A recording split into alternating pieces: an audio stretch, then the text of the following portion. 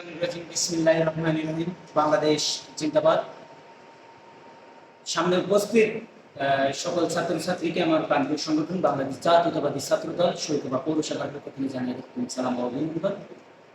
ইতিমধ্যে জানেন 5 আগস্টের রক্তক্ষয়ী যুদ্ধের পরে আমরা বাংলাদেশকে স্বাধীন করতে সক্ষম হয়েছি। যদিও 1971 সালের রক্তক্ষয়ী যুদ্ধের পরে পাকিস্তান থেকে আমরা আলাদা হয়ে বাংলাদেশ নামে একটি রাষ্ট্র গঠন করি।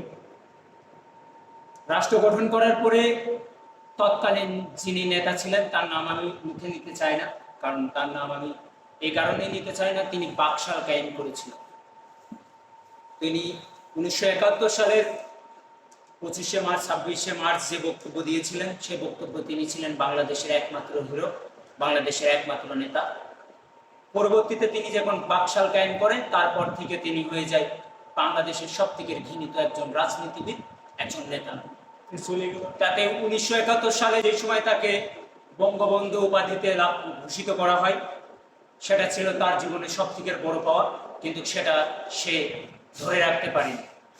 তাই উত্তরসূরি হিসেবে আপনারা বিগত 5 আগস্টে যাকে দেশ থেকে বিতাড়িত করেছেন, উনি শেখ হাসিনা, তিনি তার বাপের মতন স্বৈরা শাসকের রূপে বাংলাদেশকে যেভাবে শোষণ করেছে, তার বিরুদ্ধে বাংলাদেশের সাধারণ জনগণ, ছাত্র ছাত্রী যারা যেভাবে জীবন দিয়েছে, প্রায় 1500 ছাত্রছাত্রীর আত্মহত্যের পরেই কিন্তু বাংলাদেশ স্বাধীন